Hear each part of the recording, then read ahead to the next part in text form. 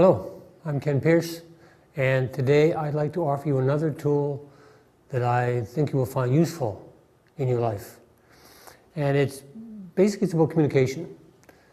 And in a sense, the fundamental reason for all communication is to achieve cooperation, to get somebody else to cooperate with you.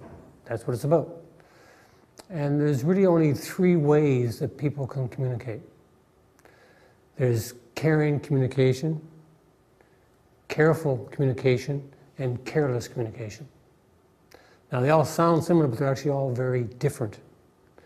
And what I'm going to do is explain each one to you, and then I'm going to provide you with an example of two people, hypothetical people, Mary and Joe. Let's first start with careless communication.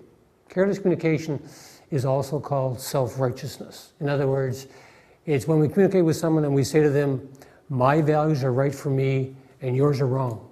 We'll do it my way or the highway. That kind of approach.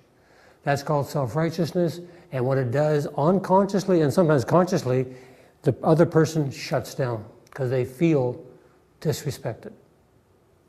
The second kind of communication is careful communication.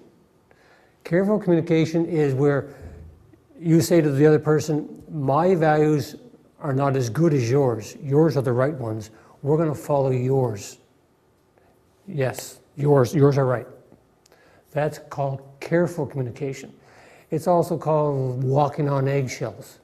It's also called self-righteousness, which isn't even a word really, but we're trying to build a vocabulary. Language is a growing science, so we just created a new word. So self-righteousness or careful communication also doesn't work because it creates a differential of power, perceived power, which means that in a sense, if we use careful communication, we are victimizing ourselves. The third kind of communication is caring communication. Caring communication is based on the principle of respect, where you are saying to someone, my values are right for me, and your values are right for you.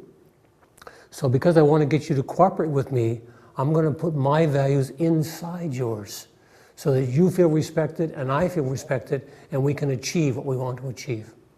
That's what this is about. So the journey becomes, in a sense, showing people that they're okay just who they are, that their values are okay. They're not the same as yours, of course, because you're a different person, different life experiences. But in communication, it's critical that the person feels respected and therefore valued. Now let me give you some examples using Joe and Mary. Now, let's take a family example first. Let's say Joe and Mary are a couple, and they are married for a number of years. And her value system really focuses on the home, the kids, work of course, but to a lesser degree. Well, Joe is kind of focused on his work, of course, and sports and carpentry or tools, that kind of stuff. The kind of, the stereotypical couple. They probably don't really exist, but we're going to use them anyway as a learning tool. Now, imagine that Mary's reading the morning paper, and Joe's making coffee across the kitchen.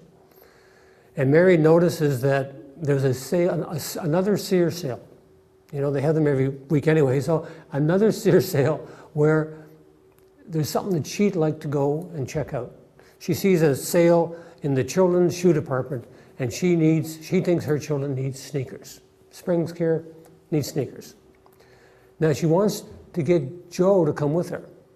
Now Joe, he loves his kids, but doesn't have high value on buying stuff for the kids like clothes and food and that kind of stuff. But she wants him to come with her. So she's scanning this Sears flyer and going, oh, look at that. So if she was to use careless communication, she'd say something like this to Joe. Joe, I'm going to Sears, see you later. Kind of attitude, disrespect, indifference. If she was using careful communication, she might say, Joe, would you be able to take me to Sears to get some sneakers for the kids because, they really need them badly, and I know you're busy and all that, but I wish you'd just take an hour and take me to Sears for the sale. So she's depowering herself, and putting Joe's values in a sense higher than her own. If she's using caring communication, she might do this. She might say, Joe, I see there's a Sears sale on this week, 50% off in the shoe department and 50% off in the tool department. I need to check for sneakers for the kids. What do you say we go for half an hour and you can check out the tools because you were talking about you needed a drill or something. I understand the difference. She's honoring her own values, also honoring Joe's, and combining, putting hers inside Joe's so that they both get what they want, so that they both move forward in how they perceive their value system to be. It doesn't make Joe do anything, but it certainly encourages him to cooperate with her and go to the Sears sale. Does that make sense? That's caring communication. Joe feels respected and she feels self-respect. Now, let's go to a workplace situation. Let's say another Joe and Mary, but this time Mary is Joe's supervisor. And Mary has a new project. And she wants Joe to be part of this project because Joe's got certain skills that she needs for the project. But she knows Joe's working hard and he's probably not interested, but she wants to get his cooperation. If she uses careless communication, she'd have Joe come into her office, have him sit down and say, Joe, I'm assigning you to that project. It starts Monday. Here's your job. Talk to you later. Call boss management. Right. If she was using careful communication, she might say, Joe, I really need you badly for this project. And if you don't volunteer for this, and I don't want to make it, but if I have to make it, I will. But I really wanted you to volunteer. And she's, I need your financial management skills and blah blah blah. And so she's using careful communication. She's putting Joe above her. Make sense? If she wants to use caring communication, she'll say something like this: Joe, I've got a new project I'm responsible for, and it's a really important project, and I want to do a good job on it. Now, I know you're working hard.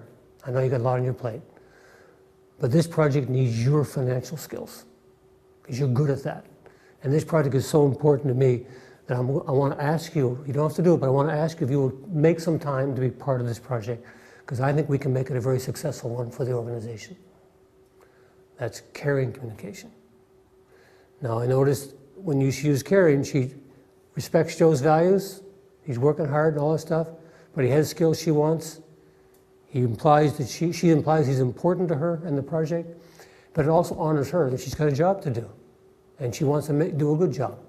So in that way, she put her values inside Joe's, and everyone gets respected, gets valued, and it encourages Joe, actually quite strongly, I think, to be part of that project. That's caring communication. So take these ideas, play with it, explore it in your relationships. If you want more information, check my website. There's all kinds of information on using this tool in a variety of different forms. And if I can help, please contact me. I would love to hear from you. Thank you for listening.